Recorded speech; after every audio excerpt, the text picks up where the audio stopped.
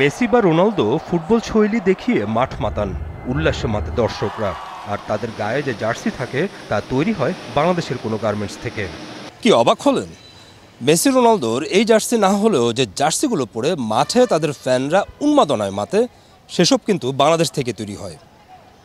Fan jersey তৈরি করার প্রতিষ্ঠানে গিয়েই এমন তথ্য পেয়েছি। জার্সির নকশাগুলো তৈরি হয় সুয়ের নিপুণ বুননে। এরপর মাপমতো কেটে রঙিন কাপড়গুলো জোড়া লাগিয়ে তৈরি হয় পরিপূর্ণ জার্সি। ক্রীড়াবিদ বা সমর্থকদের এসব জার্সি বিশ্বে পরিচিত স্পোর্টস ওয়্যার নামে।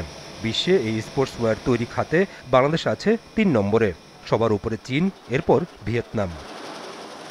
Bangladesh garment manufacturers and exporters অ্যাসোসিয়েশনের রেজিস্ট্রেশনভুক্ত স্পোর্টস ওয়্যার নিয়ে কাজ করার প্রতিষ্ঠান দেশে আছে ১২৫টি, যাদের এবছরের লেনদেনের পরিমাণ প্রায় ১০,০০০ কোটি টাকারও বেশি।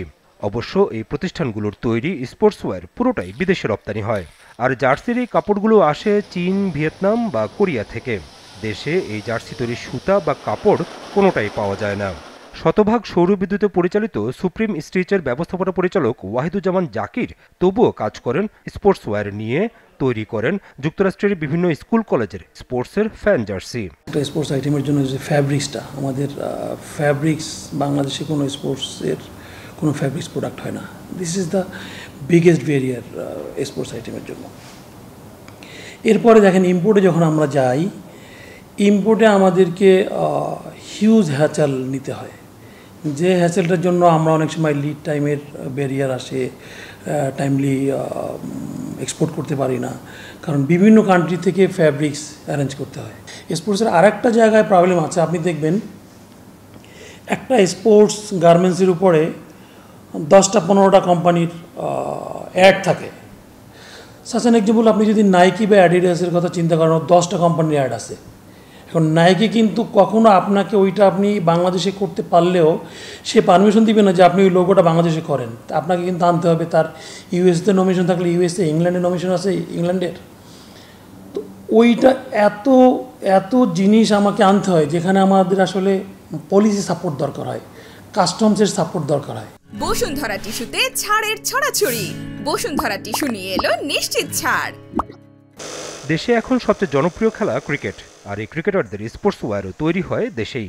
বাংলাদেশ ক্রিকেট বোর্ডের সাথে শুধু জাতীয় দল নয়, বয়সভিত্তিক বা অন্যান্য দলগুলোর জার্সি নিয়ে এখন কাজ করে sports and sports design. Cricket কেন্দ্রে গিয়ে আসলে বাজারটা বড় হয়েছে। বেসিক্যালি ধরেন যে আমাদের তো বাংলাদেশে এখন ধরেন প্রচুর ক্রিকেট খেলা হয়, এখন সব টিমই দেখা যায় যে কাস্টমাইজ জার্সি করার চেষ্টা করে। সো আলটিমেটলি এটা অনেক বুমটা হচ্ছে। এই জার্সি বাজার হওয়ার পিছনে ক্লাব ফুটবলের একটা বড় ভূমিকা আছে।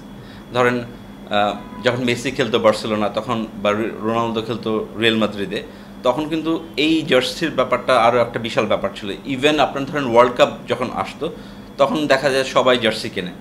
এছাড়া দেশে বেশ কিছু ছোট গার্মেন্টও জার্সি তৈরি করে। দেশের মার্কেটে যাদের লেনদেনের পরিমাণ প্রায় ২,১৬০ কোটি টাকার মতো। বিদেশে জার্সি রপ্তানি করে এসব প্রতিষ্ঠানও। গত বিশ্বকাপে আমরা মাল বাইরে গেছে, 3-4টা কান্ট্রিতে গেছে। ভালো কোয়ালিটি কাপড় যেটা, ওইটা দিয়ে আমরা মনে করেন বানাই দিচ্ছি।